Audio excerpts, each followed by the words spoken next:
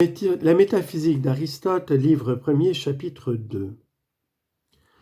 Puisque telle est la science que nous cherchons, il nous faut examiner de quelle cause et de quel principe s'occupe cette science qui est la philosophie. C'est ce que nous pourrons éclaircir par les diverses manières dont on conçoit généralement le philosophe. On entend d'abord par ce mot l'homme qui sait tout, autant que cela est possible, sans savoir les détails.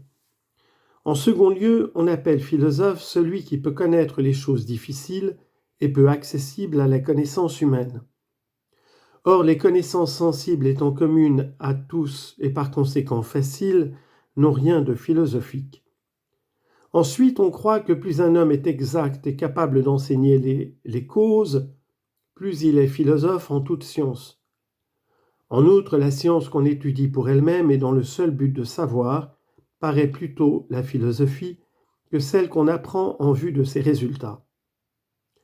Enfin, de deux sciences, celle qui domine l'autre est plutôt la philosophie que celle qui lui est subordonnée, car le philosophe ne doit pas recevoir des lois mais en donner, et il ne doit pas obéir à un autre, mais c'est au moins sage à lui obéir. Telle est la nature et le nombre des idées que nous nous formons de la philosophie et du philosophe.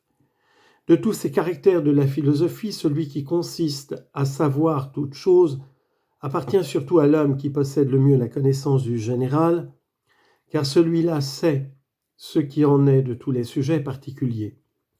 Et puis les connaissances les plus générales sont peut-être les plus difficiles à acquérir, car elles sont les plus éloignées des sensations.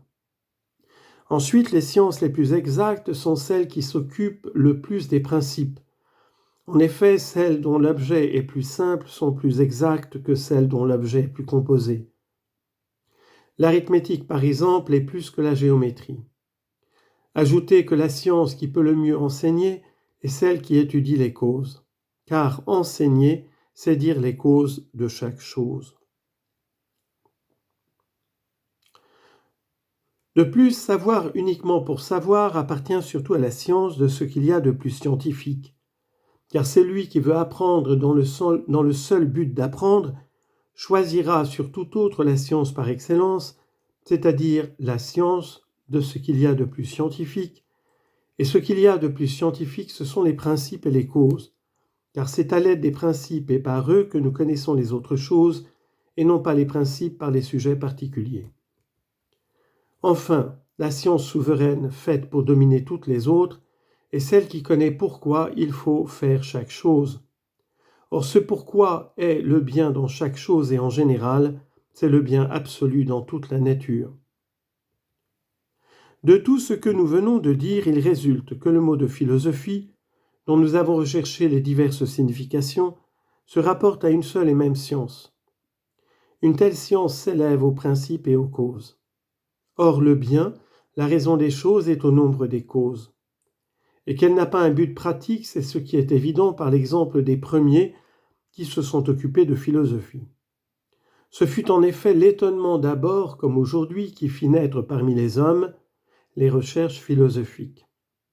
Entre les phénomènes qui les frappaient, leur curiosité se porta d'abord sur ce qui était le plus à leur portée.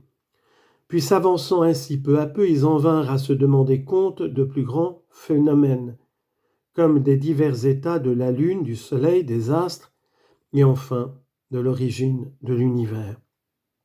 Or, douter et s'étonner, c'est reconnaître son ignorance. Voilà pourquoi on peut dire en quelque manière que l'ami de la philosophie est aussi celui des mythes. Car la matière du mythe, c'est l'étonnant, le merveilleux.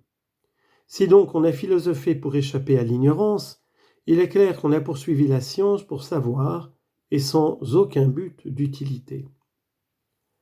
Le fait eût fait foi, car tout ce qui regarde les besoins, le bien-être et la commodité de la vie était déjà trouvé lorsqu'on entreprit un tel ordre de recherche. Il est donc évident que nous ne cherchons la philosophie dans aucun intérêt étranger. Et comme nous appelons homme libre celui qui s'appartient à lui-même et qui n'appartient pas à un autre, de même la philosophie est de toutes les sciences la seule libre, car seule elle est à elle-même son propre but.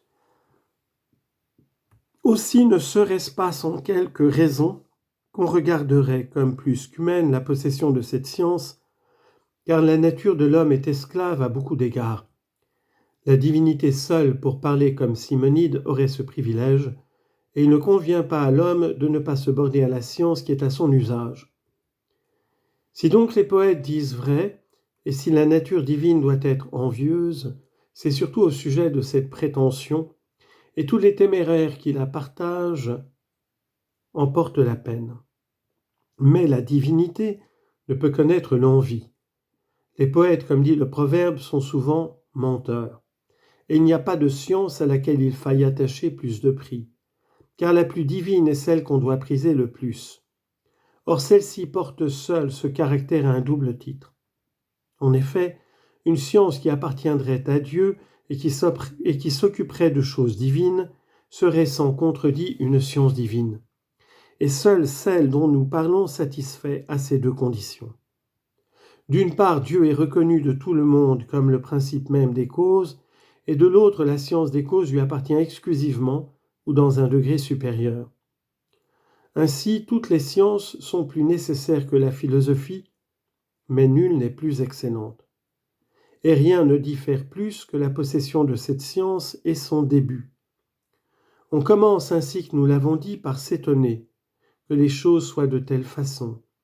Et comme on s'émerveille en présence des automates quand on n'en connaît pas les ressorts, de même nous nous étonnons des révolutions du ciel et de l'incommensurabilité du diamètre.